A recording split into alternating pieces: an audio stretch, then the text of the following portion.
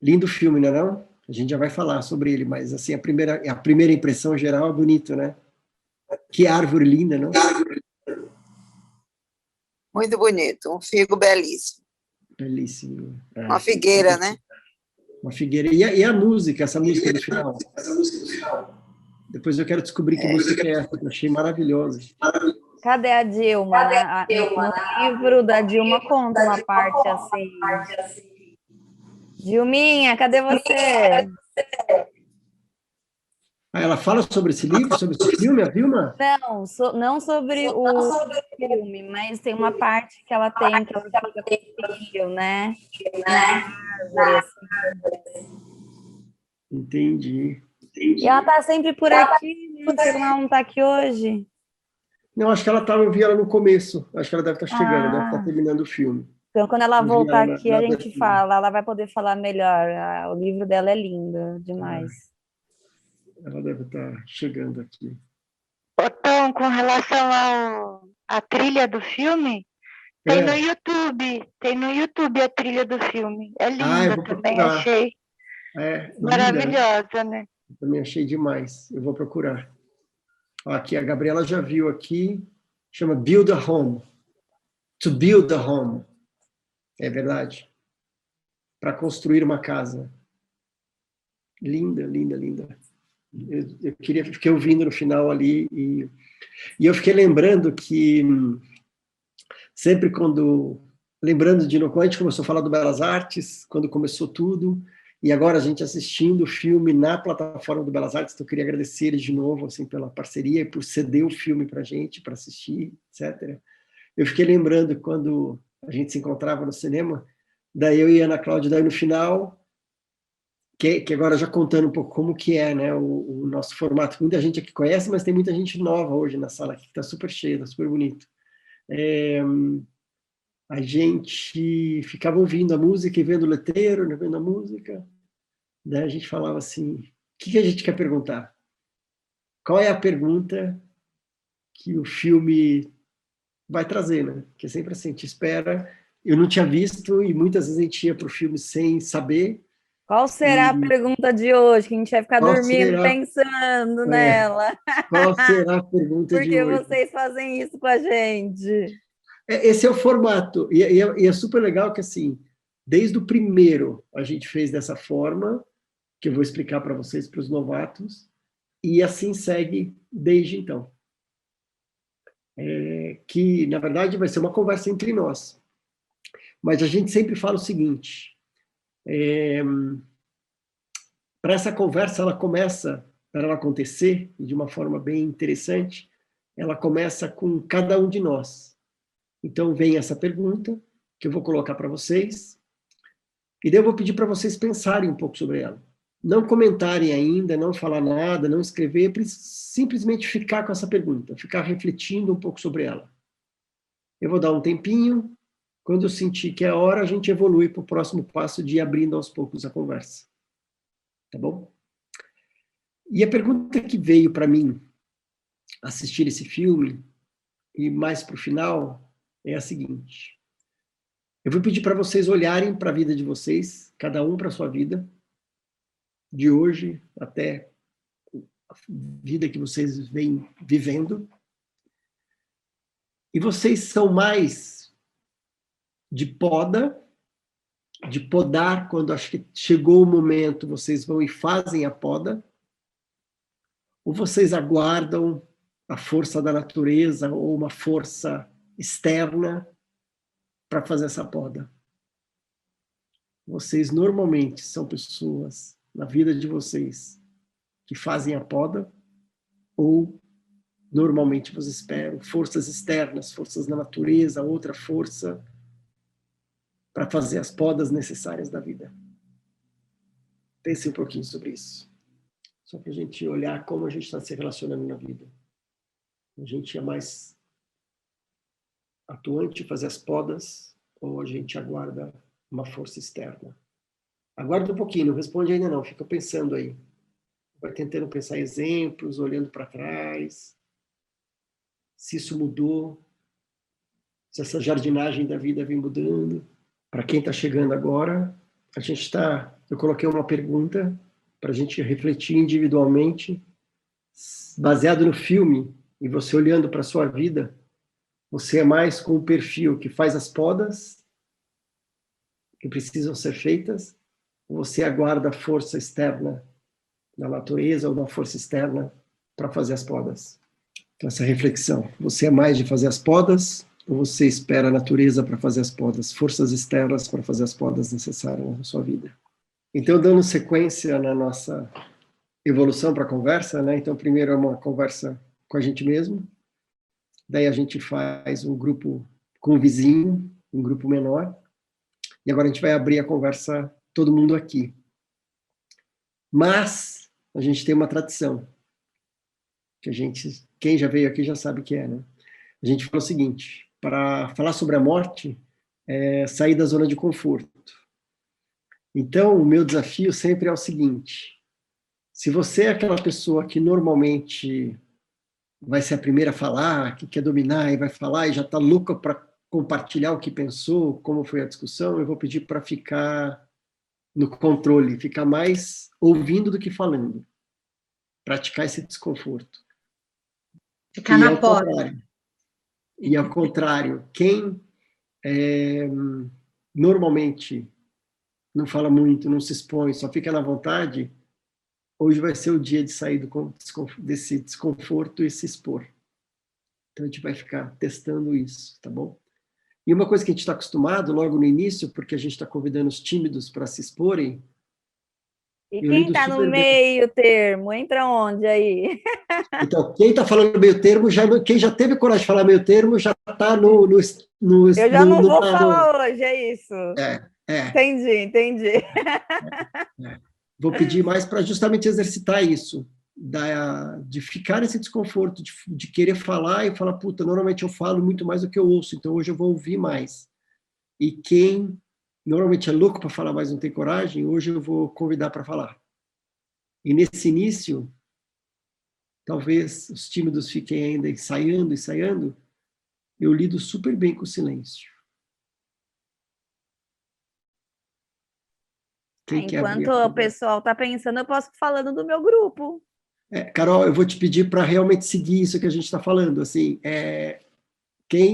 agora eu vou dar o espaço para quem realmente está com esse desconforto. Tá. Eu queria que você ficasse com esse seu desconforto de que está louca para falar e não vai ter espaço. Mas ouvir mesmo. Se analisa isso. Assim, é interessante você olhar para isso. Quem gostaria de abrir? É a primeira vez que eu participo, né? Vocês estão me ouvindo? Sim, Beatriz. Eu detesto me expor. Tá. Conta como é que foi. Coisas mais interessantes para dizer do que eu. Então, eu realmente só estou falando porque está me causando um desconforto participar, assim, né? Mas, no geral, eu gostei muito, inclusive essa ideia do mini grupo, porque cada uma falou um pouquinho, né? E enfim, a escolha do filme foi fantástica, elementos conflitantes. Não sei se a minha internet não está muito boa, mas... Deu uma travadinha, Beatriz. Fala de novo, por favor. Eu estava dizendo o seguinte, que a minha internet acho que não está muito boa, mas que eu gostei muito da escolha do filme, porque eu acho que provoca sentimentos conflitantes, faz a gente pensar, né, em muita coisa e rever posicionamentos. Pergunta também da poda ou do esperar a natureza, também é uma coisa que a gente vai mudando ao longo da vida, né? Eu já estou numa faixa etária em que eu já deixei muitas vezes as coisas acontecerem e achei que teria sido mais inteligente se eu tivesse tomado iniciativa antes. Então, hoje eu sou da turma que eu podo quando a necessidade aparece. E estou gostando muito de participar do grupo, né? O assunto da morte é um assunto muito simbólico. Isso, está cortando. Legal, ótimo. Obrigado, Bia.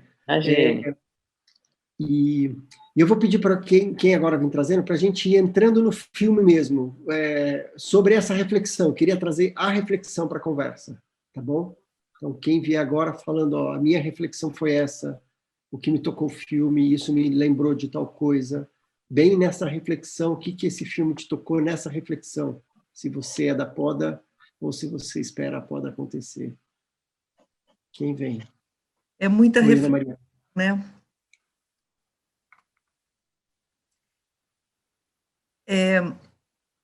Eu vou refletir um pouco aqui o que foi dito no grupo, que eu Mas eu estou achei interessado em você, hein? Eu não estou interessado no grupo. aí em mim, tá. Não, mas é porque no grupo foi tudo muito parecido, entendeu? Nós Tá falamos bom, uma coisa de maneiras diferentes.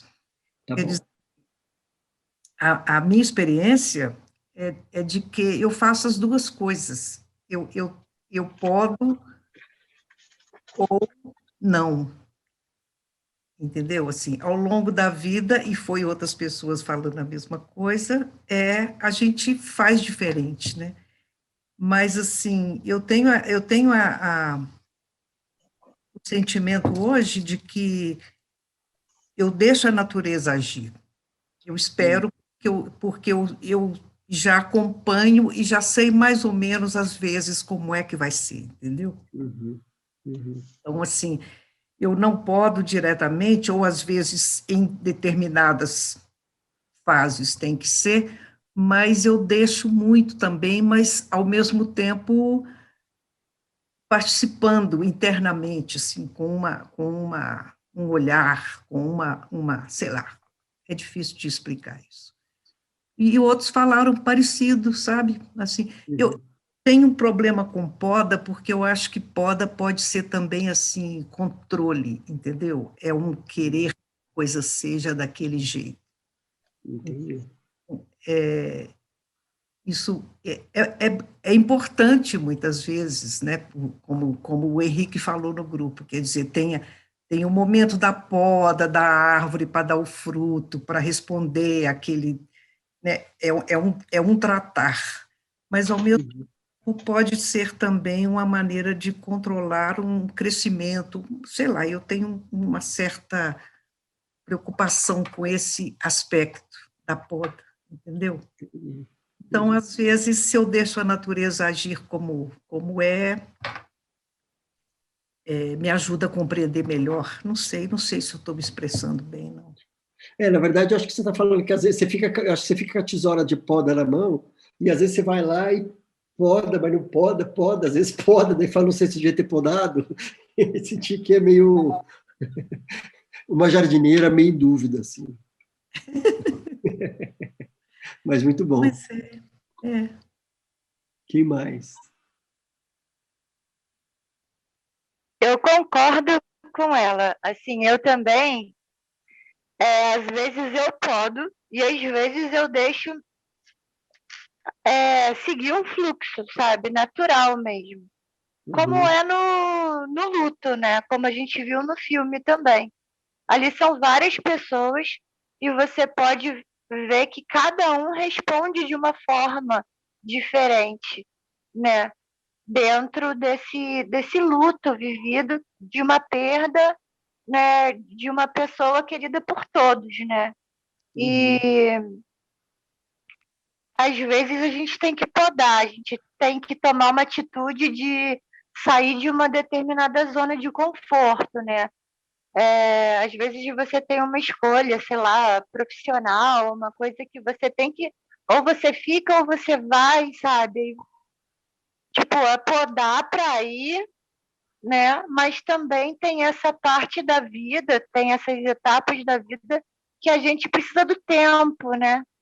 O uhum, tempo para a gente significar, né? E daí dar um sentido e para continuar aí seguindo na estrada da vida, né? uhum. É bem isso mesmo. Que Eu acho mais? que é importante também ter o respeito da atitude de cada um, né? Eu acho que a analogia, eu sou a podadora oficial da casa, meu marido até sai de perto, porque ele sente mal quando eu estou podando as plantas, mas Uhum, ele sabe que precisa. E na vida é o contrário, ele é o podador e eu fico por trás. Então, é bem interessante isso, né? E um respeita o outro, aham. porque cada um está fazendo o que acha que é melhor, né? Está fazendo de coração. Uau, que interessante isso, né? Na real, você é a que poda, e na metáfora da vida é ele que faz, e vocês também, ao mesmo tempo, vão se espelhando e se inspirando um com o outro e aprendendo um com o outro. Interessante isso. Meu nome é Ana Paula. Oi, Ana Paula. Boa noite, todo mundo. É a primeira vez que eu estou fazendo parte desse grupo. Eu estava com a Sila, a Júlia, não lembro agora o nome das outras colegas. Quando eu entrei, já estava caminhando, as pessoas já estavam falando, eu fiquei meio assim, né? O que veio fazer aqui? Esperava essa sala, eu já achava que era todo mundo junto. E depois eu me espantei, porque no início eu cheguei, estavam 11 pessoas, e agora estamos 55. E assim, eu estou muito mexida com o filme, mas eu já esperava ficar mexida por tudo, né? Assim, pelo momento que a gente está vivendo, pela escolha que eu fiz para estar aqui, né? Pelo nome desse grupo, pelo nome, assim, porque a palavra morte já está aqui, né? É Cine Clube da Morte, né? Então, assim, tem uma coisa... E é interessante que, para mim, quando eu escuto essa palavra, que eu acho ela tão forte, eu me lembro mais de filme de terror do que de filme drama, sabe? Muito... E eu acho que, assim, em geral, as pessoas que eu vejo ao meu redor, quando pensam em morte, pensam mais como um filme de terror do que um drama, às vezes, né? Assim, tem um medo muito grande, né? Ou de morrer, né? Principalmente, mais de morrer, eu acho mais de morrer do que de perder, sabe? Embora, porque a gente não sabe nunca como é que vai ser.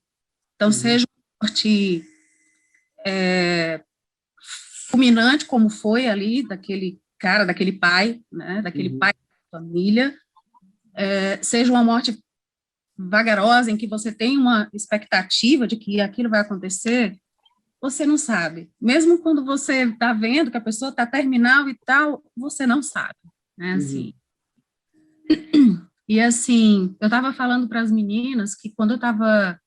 Eram só meninas, tá? E quando eu estava procurando... Quando eu estava aqui mexendo nas coisas, eu vi... a primeira vez que eu lhe vejo, se perguntar como foi que eu cheguei até você, não sei, tá? Mas, assim... Eu saí vendo coisas e procurando coisa e vi uma história de doula da morte, sabe? E aí aí cheguei em você e digo, opa, vou participar disso aqui. Isso foi antes de ontem, eu já estou aqui com vocês. E assim, na hora que eu comecei a falar no grupo, eu fui assim, pensei aquela árvore como a doula da morte, sabe? Para aquela família toda, né? Embora a relação maior da árvore fosse com aquela filha, né, que estava em cima daquela picape quando aconteceu a passagem do pai dela, né, a morte do pai dela. Eu achei linda aquela mãe, sabe, assim, porque ela acolheu a forma de cada filho lidar com a perda do pai, o silêncio mais novo, né, o apego da menina àquela árvore, que era o pai dela, né, o deboche porque era a forma de ele lidar do filho mais velho, né, a intelectualização, que eu achei que era mais assim, aquele garotinho que corta o cabelo e ele, tipo, como se ele se tornasse um homem ali, porque o pai não foi, ele, de alguma forma, está no lugar, até porque o mais velho vai sair, né, já tinha essa expectativa do mais velho ir embora para Sydney, porque estava se formando, quer dizer, ia para a universidade. Então, assim, eu achei aquela mãe fantástica nesse sentido, que, embora no início a gente, assim, a sensação que me deu é que ela estava tão destruída, né, que os filhos dela que estavam cuidando dela, e ao longo do filme a gente vai vendo, assim, nossa, essa mãe é tão, né, deixa tudo tão... Não, não é, sabe?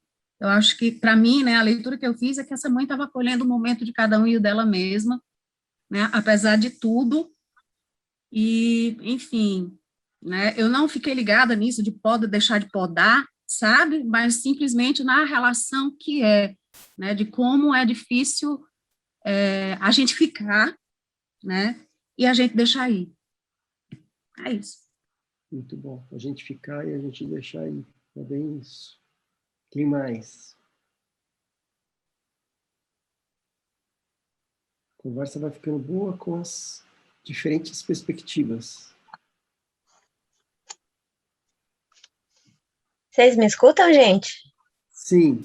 Tudo bem? Boa noite. Oi, O meu grupo, bem na hora que, né, interrompeu para a gente voltar aqui, a gente estava se perguntando sobre os diferentes tempos de poda e de deixar crescer de diferentes integrantes da família, assim, né? Por um lado, a menina é a que parece, né, se tornou a grande guardiã da árvore, né? Subiu, foi dormir, impediu o George de fazer qualquer coisa. Mas aí a gente estava perguntando, né? E a mãe, será que ela já estava com alguma facilidade de podar, mais aberta? Ou, né, até que ponto ela também não estava tão aberta por conta dos filhos, assim? Aí acho que eu queria ouvir vocês, assim, sobre esses diferentes tempos, né, dentro de uma mesma família, assim, da poda e do deixar crescer. E para você, na sua reflexão sobre isso, você é mais de poda ou você espera uma poda externa? Essa reflexão. Eu sou a que poda. Eu tenho mais facilidade, assim, para podar. Acho que venho tentando aprender a respeitar. Não sei se é respeitar, né? Porque a gente estava falando, a Raquel trouxe ela foi jogar no Google o que seria, né, o verbo podar. E aí uma das palavras que apareceu foi cercear. E ela falou, eu me senti um pouco incomodada, né? Porque me trouxe um pouco a ideia de a falta de liberdade, né, de você não poder fazer as coisas, né, você está sendo limitado, né, e quando a gente pensa, por exemplo, numa planta, você poda, ela deixa de crescer por um tempo, né, e aí a gente estava conversando sobre como cercear também pode ser é um jeito de se proteger, né, você ir cerceando as coisas que não fazem mais sentido em determinado momento da vida, que não nutrem a sua alma, né, esse movimento do morrer como parte da vida também, reconhecer sei lá, que alguns processos já não estão fazendo sentido mais, seja às vezes um trabalho, uma relação, um projeto que você tinha, uma ideia, acho que eu tenho mais facilidade para podar, assim. Acho que daí aí você está trazendo, inclusive, a resposta dessa reflexão que você trouxe, né? É muito particular, né? Mesmo na família toda, né? Cada um tem o seu momento, cada um precisa do seu tempo, cada um tem... Como é a complexidade do luto mesmo, né? O luto é muito complexo, ele é muito particular, ele é muito individual. Então, cada um tem o seu tempo, cada um tem a sua forma, tem certo, não tem errado. E ali na família que eu fui observando, que nem a Ana Paula falou da mãe, era como ela dava conta. É o que ela dava conta, ela foi fazendo. Até assim, o não dar conta é o que ela dava conta. Tipo, não sei o quanto, não dá para saber o quanto que tinha esse olhar de respeito, ou era tipo, vai, depois a gente vê. Mas vai cada um do jeito que for. Eu não tenho energia para acolher cada um na sua demanda. Eu vou deixar ser, simplesmente. E também isso é bonito também. Mas cada um foi no seu tempo ali, né? Que eu acho que foi que ela deu conta, e cada um foi também se dando conta e tudo mais. Criando os seus significados, construindo significados, se reconstruindo. Então, eu achei bem bonito isso tudo. Quem mais? E ela também passou por muitos, assim, conflitos, né?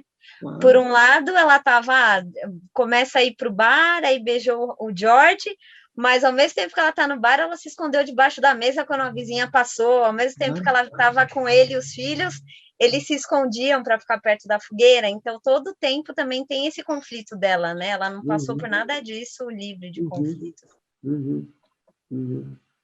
Mas o conflito maior que eu achei, Alessandra, desculpa aqui ter que falar mais uma vez, em relação a essa mãe, foi na hora do sexo com o Jorge.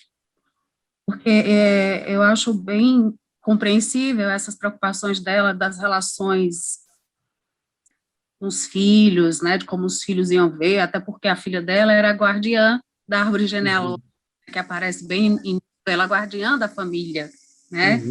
Ela manteria aquele pai. A árvore genealógica, ela aparece bem no início, lá no velório do pai, né? E, assim, o conflito maior, a gente vê ela em conflito lá no início, quando ela está no fundo do poço ali, né? E a gente vê o conflito quando ela está fazendo sexo com aquele cara. Ela, Uhum. ela não está bem, entendeu? Mas ela está vivendo. É. Essa jornada e essa complexidade toda do luto, né? Que toda a família ali está vivendo. Quem mais? Ó, tímidos, está acabando a chance de vocês. Eu vou começar a abrir para todo mundo, hein? Então, vou lá. Eu era o tipo de aluna que não levantava a mão, que levava a dúvida para casa, de tanta vergonha que eu tinha. Isso não pode. Aqui vale tudo. Vale, Raquel.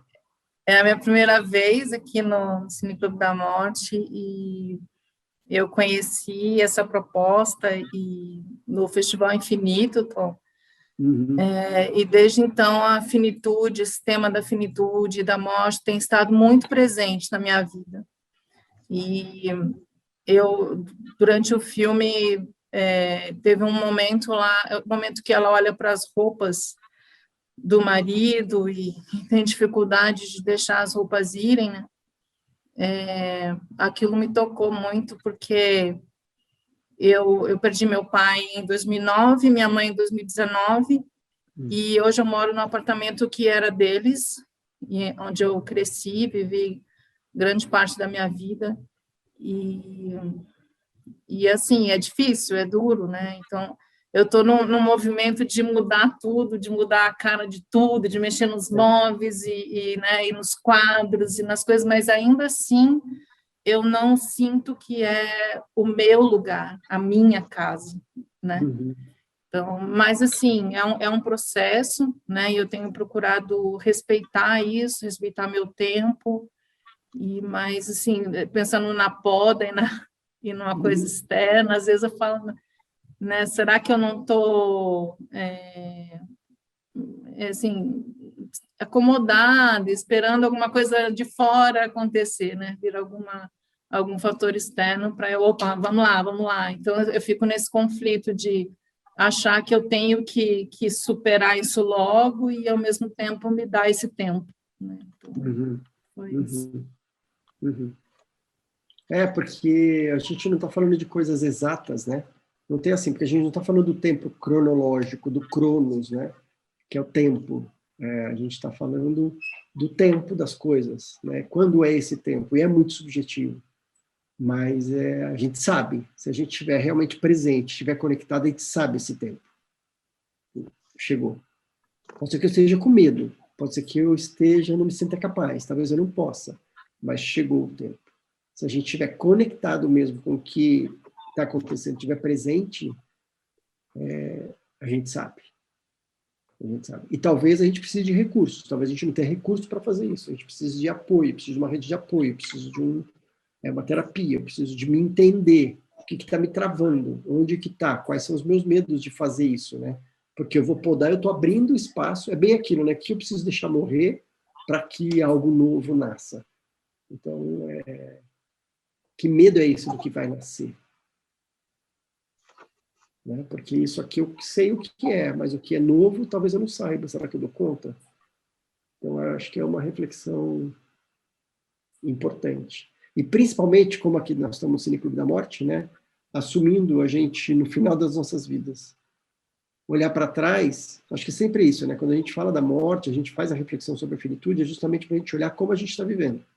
Então, assim, olhar para o para-brisa, assim, olhar para um espelho e olhar para a vida passada, e quando a gente chegar no final da vida, a gente vai estar em paz com isso, de falar, eu tomei as decisões, eu fiz as podas, ou a gente vai chegar no final carregando um monte de coisa que não serve mais. Verdade. De olhar para trás e falar, puta, por que eu estou carregando tudo isso? Como que a gente pode ir fazendo as podas para essa caminhada ficar mais leve? Para quando chegar no final, olhar para trás e falar, tá tudo certo, estou livre. Isso é constante, porque a gente nunca sabe quando é o lá na frente, né? Pode ser que seja amanhã. Então a gente precisa estar com a poda em dia. É verdade. O que mais? Posso falar? Pode sim, Henrique. Boa noite. Boa noite. Nós nos conhecemos no Centro Rebouças, no Congresso de Cuidados Paliativos. Vocês estavam... sim, sim. Que foi um congresso fantástico, maravilhoso, e que você estava bem atuante com o stand e realmente interagindo, né? Isso. E sempre eu tive vontade de participar e nunca deu certo. Que bom, e é interessante, chegou a hora. Sobre uma visão um pouquinho antroposófica, eu consegui ver esse filme, porque mexeu muito comigo, né? Eu poderia dizer que tem o neurosensorial, que é o pensar, o ritmo, que é o amor, e o metabólico motor, que é o agir. Então, a forma de lidar do sistema nervoso central, ou seja, o pensar, é o prático, né? Que é a vizinha que quer realmente destruir essa árvore. Simplesmente ela quer destruir. O Jorge, que ele é prático também, quando ele vê aquela cisterna vazando, porque as raízes realmente destruíram, ela falou, não tem mais jeito. Então ele vai para o 100%, ele já quer destruir a árvore inteira. E aí, o ritmo, que é o amor, é a Simone, e eu não lembro direito o nome daquele outro menino, o irmão dela também, que tinha uma relação com a árvore. Não aquele que eu falava. Ele era cuidador, ele aguava, ele jogava... Isso. Eles foram regidos 100% pelo sistema do amor, do sistema rítmico. E que, para mim, esses dois lados, para mim, são muito tranquilos. O pensar, o amar. Agora, o dela, a mãe, para mim foi complicado, porque ela é muito metabólica motor. Ela respeita, mas ela vai deixando a coisa. Ela deixa que cada um se modele sozinho.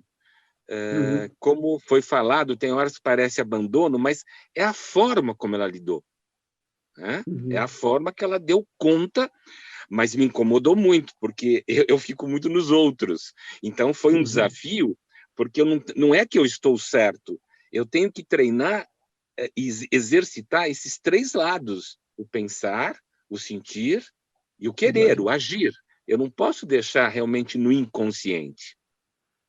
Então, isso para mim foi muito interessante, porque eu ficava angustiado. Tem horas... Aí ninguém explicou.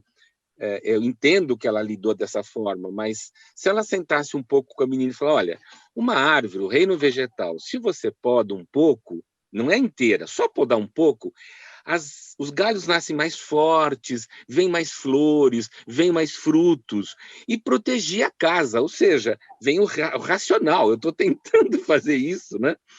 Mas realmente não houve. Eu esperava que fosse acontecer isso, mas é o que ela deu conta, né?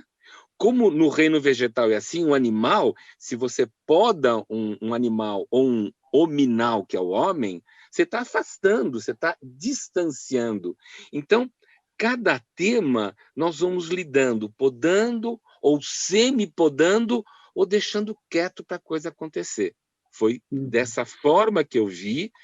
E lidar com luto, não adianta você fazer faculdade, não adianta você estudar bons livros, é só a prática, é a vivência que vai deixando aflorar essas qualidades que eu citei bem, de uma forma resumida, para que você trabalhe cada uma delas, que nós somos o pensar, o sentir, o querer, nós somos os três o tempo inteiro.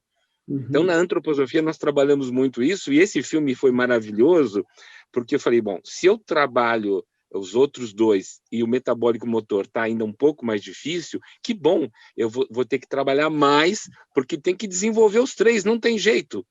Porque, inclusive, na antroposofia, nós temos uma lemniscata, um 8, que é o que a gente tem que vivenciar no pensar, no sentir e no agir. Perfeito. E o 8 é o infinito. É o infinito.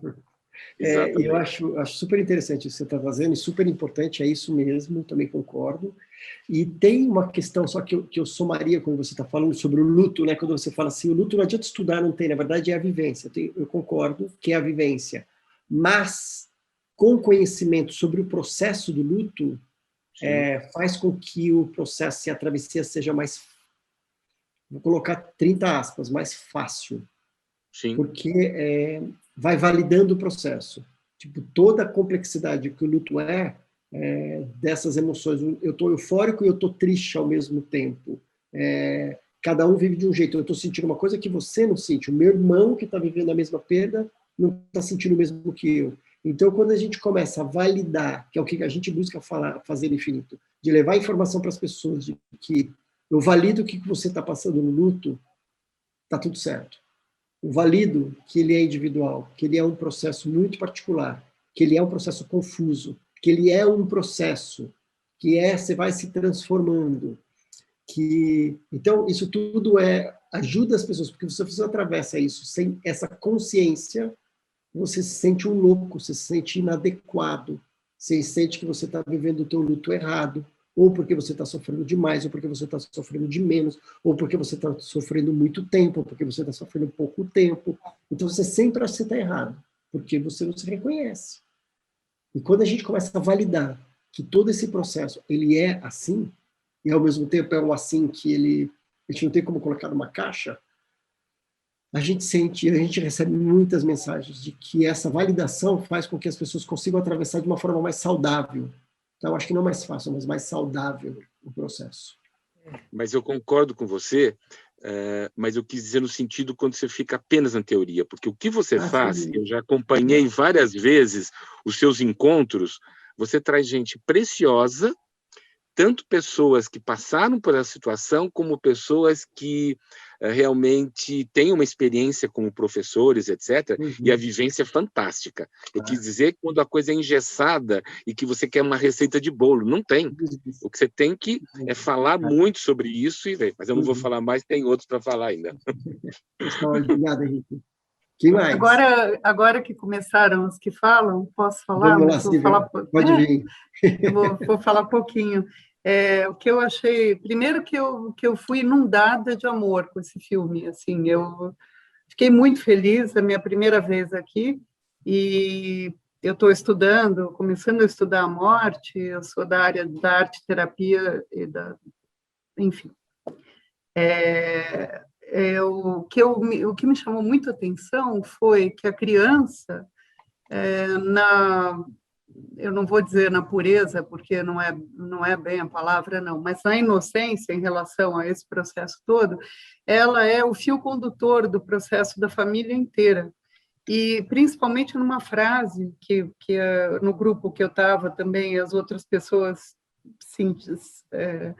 lembraram, né, da frase, que é muito importante, quando ela fala para a amiga, eu escolhi ser feliz. E quando ela fala isso, não é uma felicidade de, meu pai morreu, não isso, mas ela cria uma ecologia, não é um mundo paralelo, mas ela cria uma situação e ela faz daquilo uma coisa, ela sente, não é ela faz, mas ela sente como uma verdade tão grande que a partir dali ela consegue até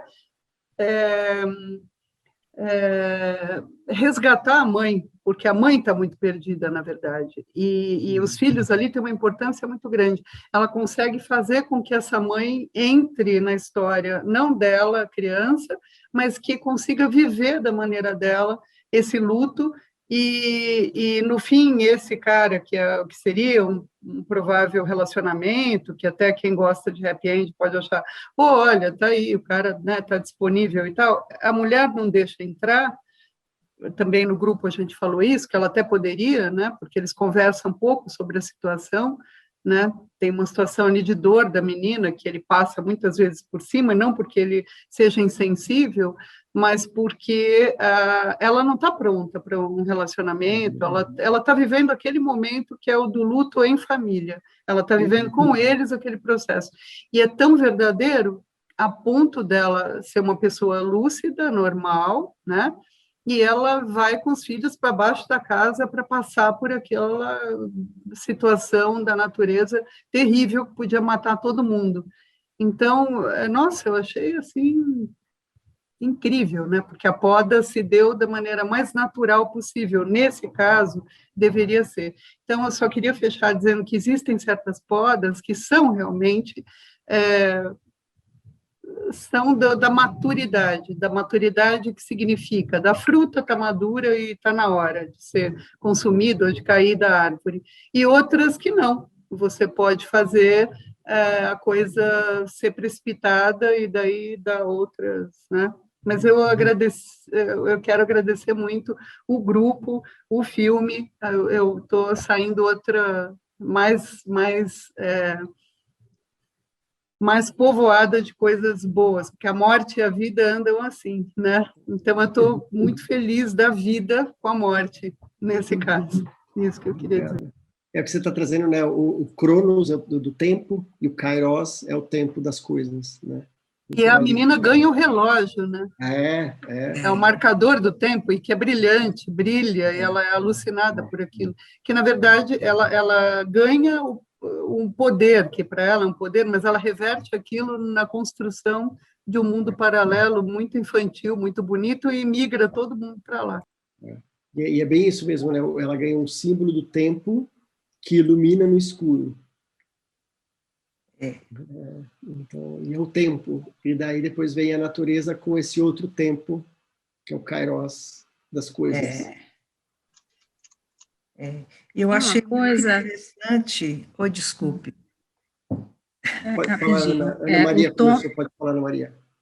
Não, eu achei muito interessante isso que a Silvia colocou, porque isso ficou muito em mim também. Eu acho que essa menina, a Simone, ela foi quem melhor expressou todo o processo, porque eu fiquei marcada, porque no começo, ali no funeral do pai, ela falou assim, ninguém está chorando.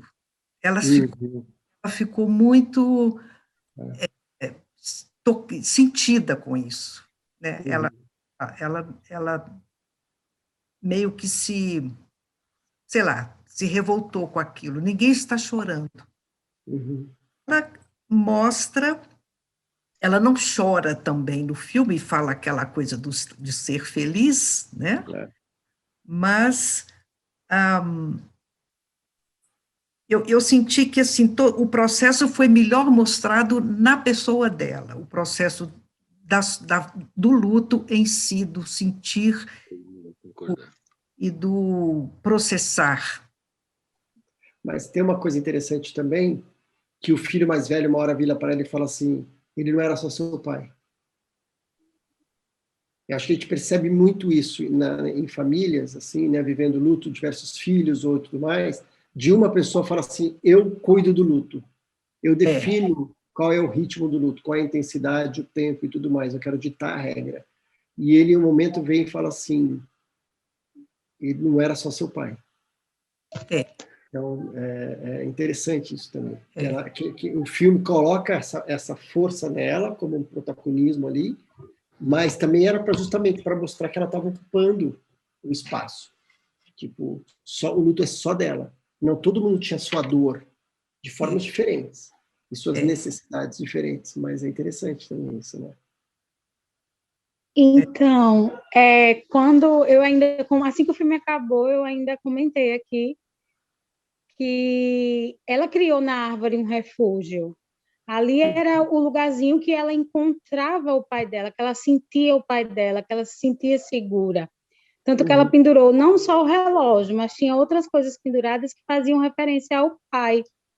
E assim, aí eu comentei que eu perdi meu pai há 1 ano e eu não vivenciei o luto. Eu trabalho no ramo funerário e aí ele faleceu em fevereiro, e em março já começou a pandemia pegando pesado, então eu deixei a minha dor de lado e fui cuidar da dor dos outros, dos nossos clientes. E aí, quando eu vim sentir o luto, ele veio feito um furacão. E ele acabou com tudo, assim, eu fui até o fundo do poço e precisei de ajuda profissional para conseguir entender que o que eu estava vivendo era, de fato, um luto. Sim. E aí isso aconteceu exatamente na semana do Dia dos Pais. E aí, aonde eu consegui encontrar o meu pai? No nosso refúgio.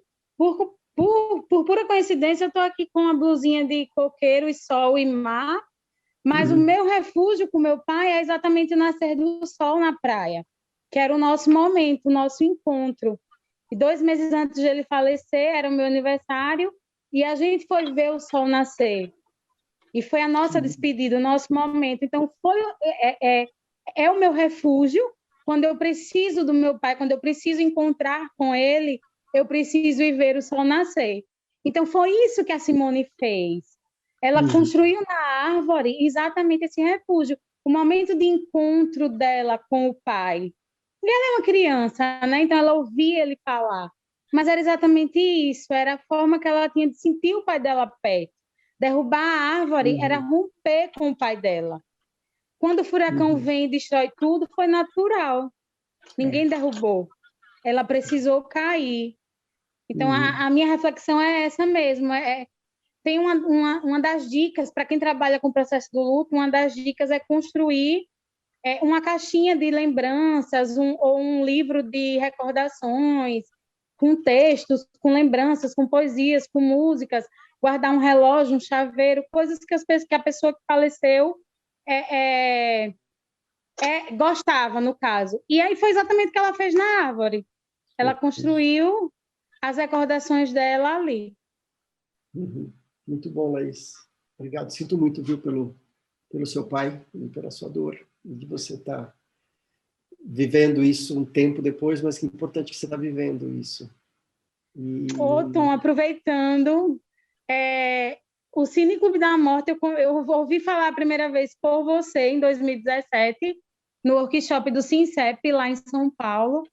E aí, passaram-se 3 anos, né? E eu sempre segui você, sempre recebia os convites o tempo inteiro, e eu nunca participava. Sempre dava aquele bloqueio, mas simplesmente dessa vez eu disse, eu vou. E assim, uma das coisas que me chamou a atenção nessa fala, estou falando demais, mas nas falas do pessoal aqui, é que assim, o filme não é de morte, o filme não é de dor. Para mim, o filme é de recomeço. Talvez quem não enfrenta a morte tão perto veja muita dor, mas quem enfrenta a morte de perto, principalmente no cotidiano, o filme é de recomeço. É de você saber que você passa por um temporal, passa por uma dor extrema, tudo acaba, mas você tem a chance de recomeçar. Então, para mim, o filme é recomeço, é amor, é reconstrução. Tá Lindo. Bom. Lindo isso. E você trouxe uma coisa que eu ia falar justamente assim, que o final, quando elas estão indo no carro, a mãe dirigindo com os meninos e tudo mais, primeiro daí tem uma questão do luto coletivo, que todo mundo daí... então eles estavam daí compartilhando o mesmo sofrimento, porque todos tinham perdido suas casas, tinham perdido um monte de coisa, então tinha um luto estabelecido, instalado, geral, naquela comunidade. E, ao mesmo tempo, elas, né, a família, estava pronta para começar, para criar uma nova vida sem aquele pai, sem aquele marido.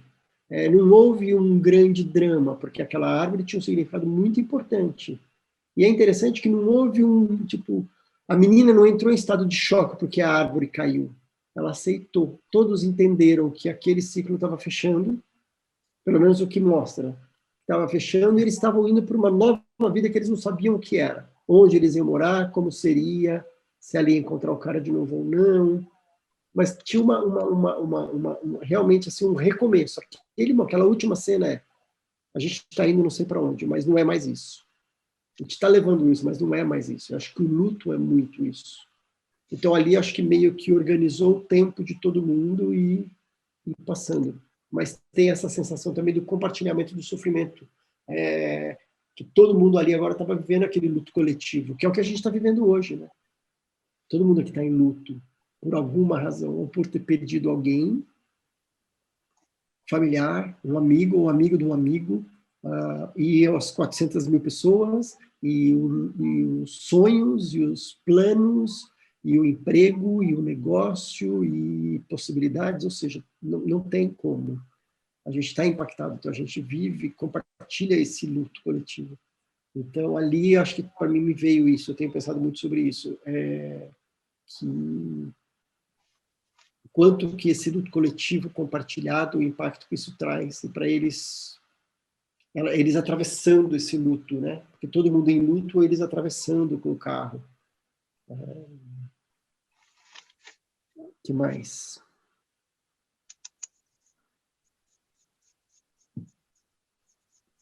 Nossa, gente. Tem mais alguém? Pronto. Tem uma... O Cazé está falando. Oi, Cazé. Só para trazer uma... Acho simbólico também, de alguma forma. A gente está falando de luto coletivo e tudo.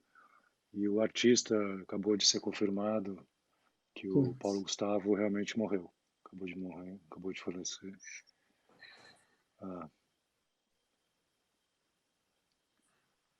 Acabou de sair a notícia. Acabou de confirmar. Eu tinha visto durante o filme que era irreversível. Era irreversível. E agora confirmaram, então.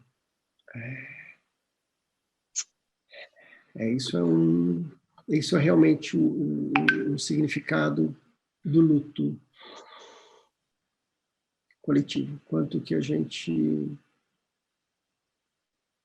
que isso significa, né? Pra gente. Sim. Uma pessoa que a gente não conhece e, ao mesmo tempo, tão presente na vida da gente. Como que esse impacto que isso... Eu só queria falar uma coisa, dividir com vocês. Eu achei o prolongamento que fizeram da morte dele uma violência muito grande. Eu, particularmente, achei. Claro que o dinheiro possibilitou uma série de tratamentos caríssimos e tal, que a maioria das pessoas que morreu de Covid até agora não poderiam ter, mas me chamou muito a atenção a posse da vida, a família não deixando ele ir, porque ele já tinha ido há muito tempo. É só isso que eu queria.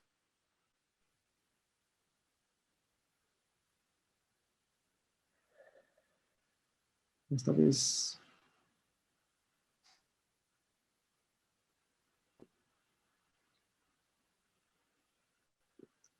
Murilo, você queria falar alguma coisa? Murilo, eu estou vendo que você está bem emocionado.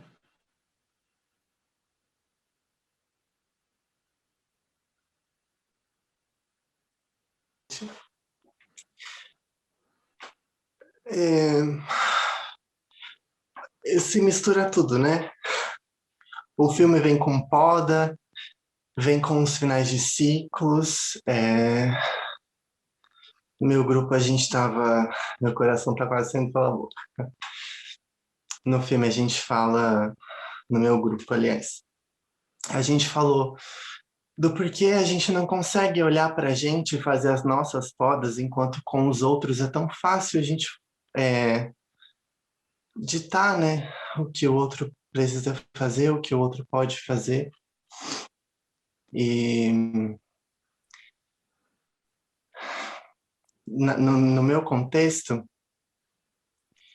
eu sei porque eu não podei, porque eu sempre fui muito inseguro, sempre sofri muito bullying, assim, e conforme a gente cresce, a gente vai criando espelhos, a gente vai criando inspirações, a gente vai se reconhecendo no outro. E eu estava vendo uma palestra do TEDx esses dias que fala que a gente é uma velhinha que acende a vela do outro, né? E o Paulo, eu acho que não fez isso só comigo, mas ele fez com muitas outras pessoas, sabe? Uhum. O Paulo é uma figura de representatividade para a gente, assim, eu acho que para diversas populações, muito importante, muito importante. O Paulo conseguiu chegar até casas onde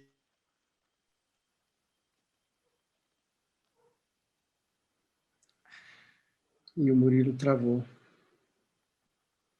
esses dias, muita gratidão pelo Paulo, por tudo que ele significa, por tudo que ele representa, porque ele transformou meu mundinho, sabe?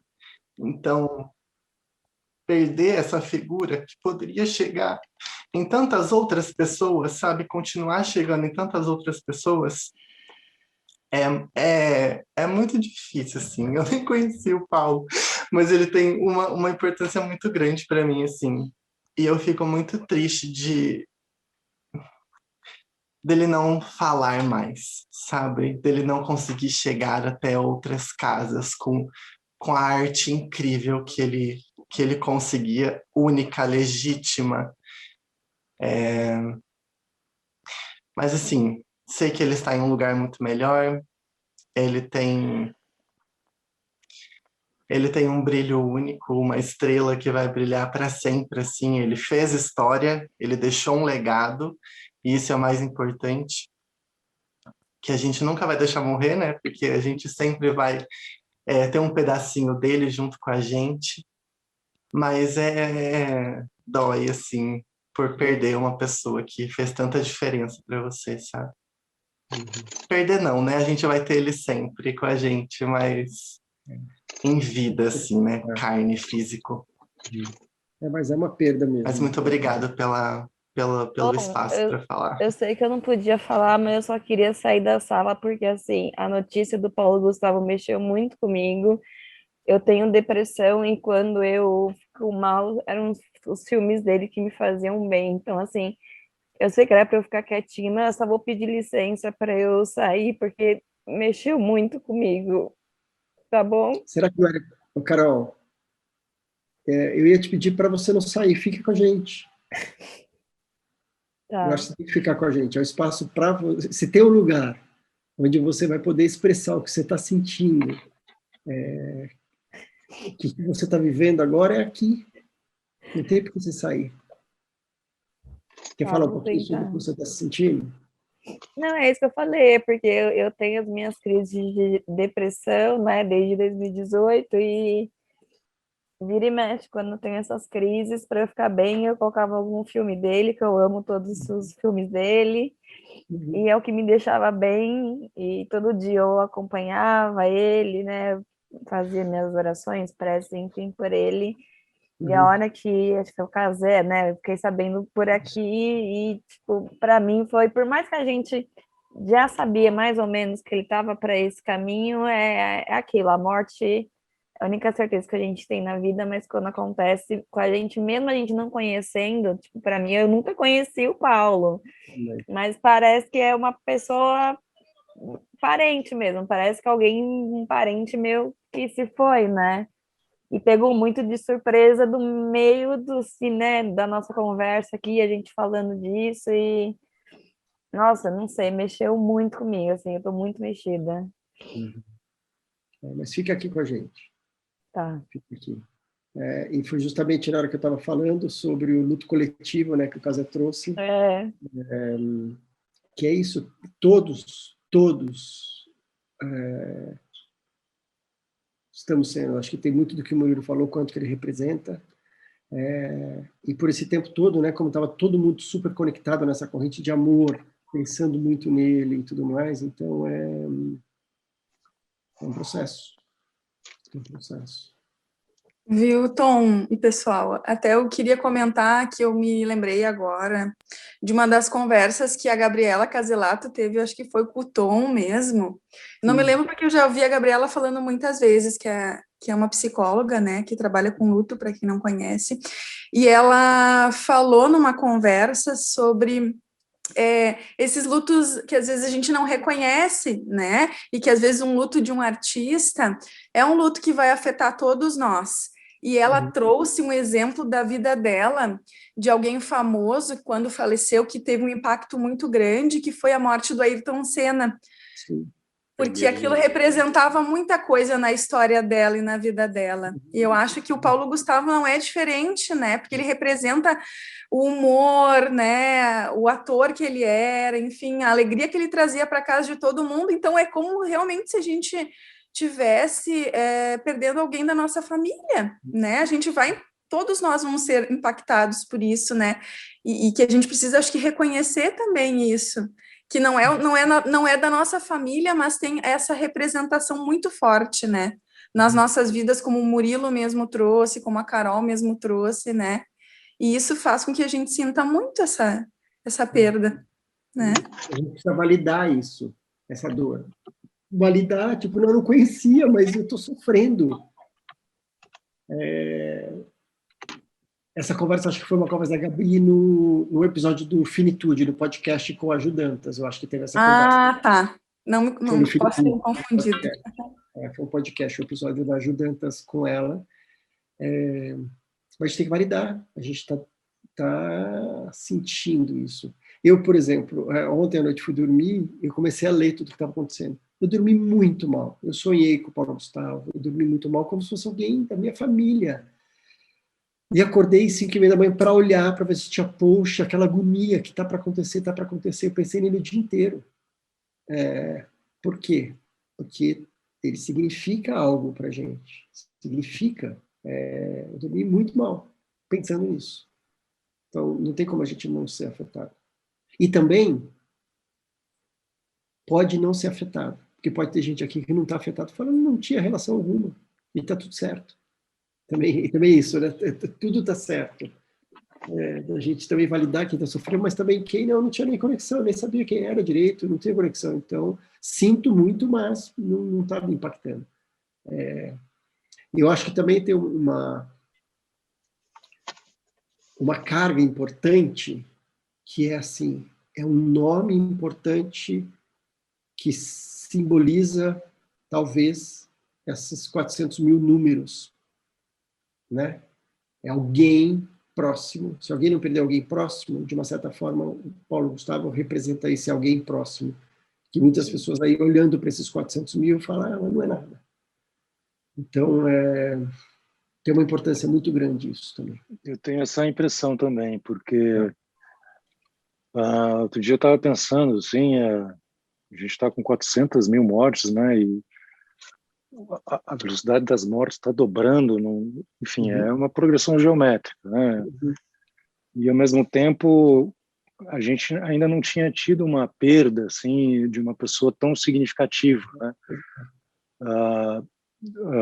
no sentido, assim, de projeção, uma pessoa de projeção de redes sociais, muito jovem, né, uma pessoa que fazia as outras pessoas rirem, e que teve acesso a todo tipo de tratamento, que teve acesso a... Quer dizer, é uma doença, é um vírus que chega arrancando tudo, né, cara? Não interessa se é saudável, se é forte, se tem médico, se tem máquina, se tem oxigênio, é uma loucura, assim, é uma época realmente muito, muito difícil, né?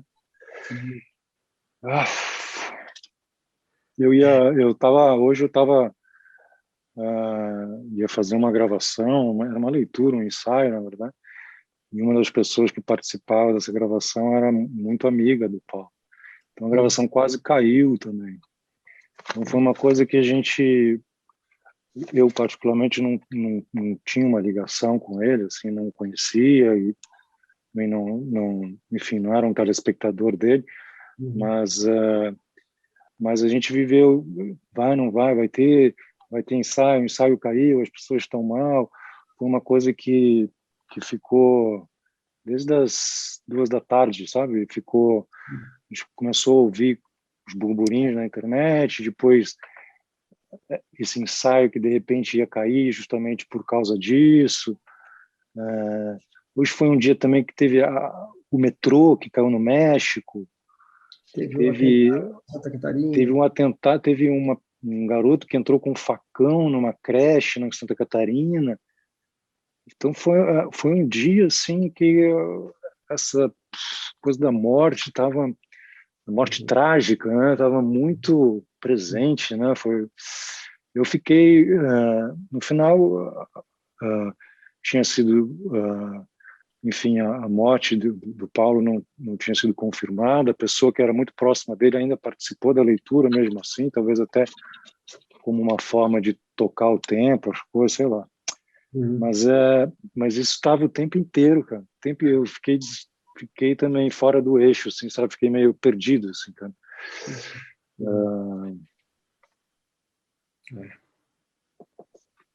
É isso. Essa complexidade. Eu sou dos tímidos que às vezes quando começa a falar também não para. Eu só queria compartilhar uma coisa com vocês também. Eu compartilhei com um grupo quando a gente estava lá, que é falando de pessoas, celebridades, de pessoas de projeção, fazem parte do coletivo. A atriz nesse filme, Charlotte Gainsbourg, é uma artista muito famosa, né? Ela é uma grande cantora, E ela é filha do Serge Gainsbourg, que era um astro da música francesa, que era casado com uma atriz inglesa, Jane Birkin, uma modelo, na verdade. Incrível. E aí eu fui procurar os pais dela, né? Vou mostrar para vocês a foto, assim, que eu achei aqui na internet, que é muito curiosa, assim.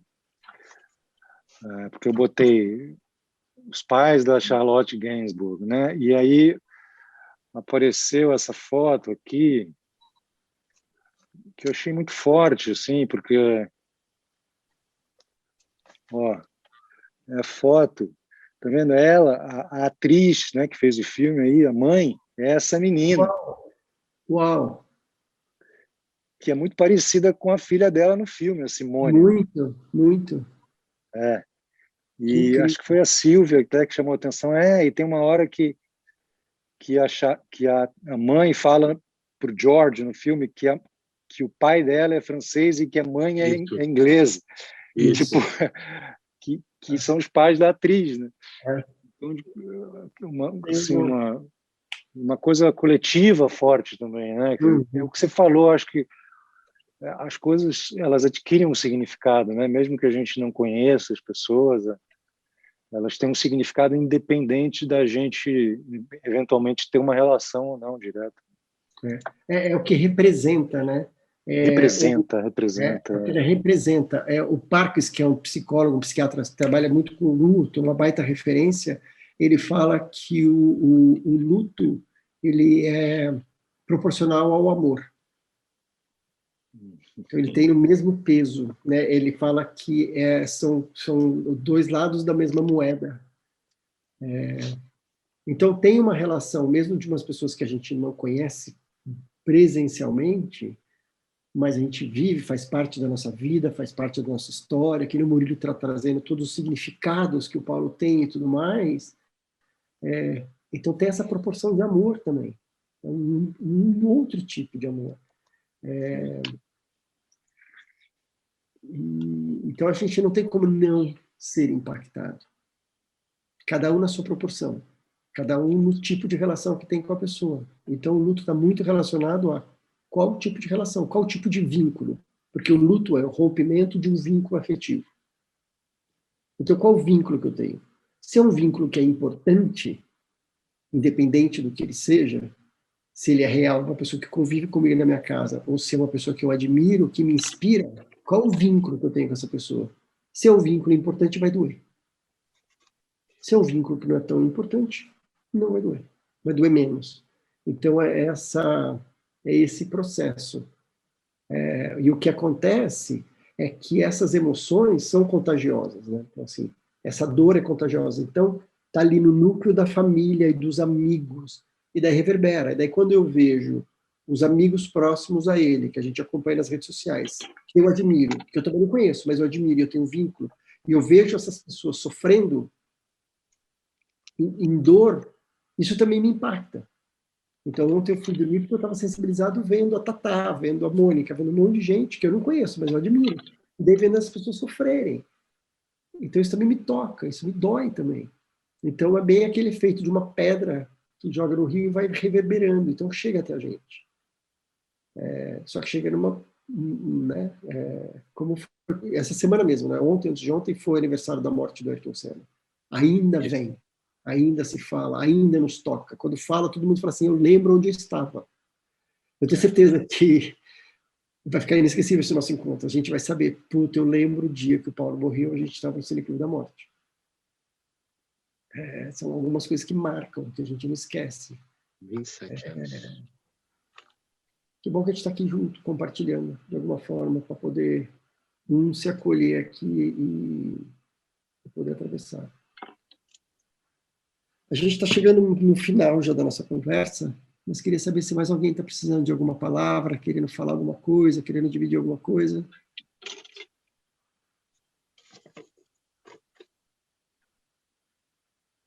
Carol, você está aí? Você está precisando de alguma coisa? Ela fechou a câmera. Tô aqui, mas tô mais calma. Muito obrigada.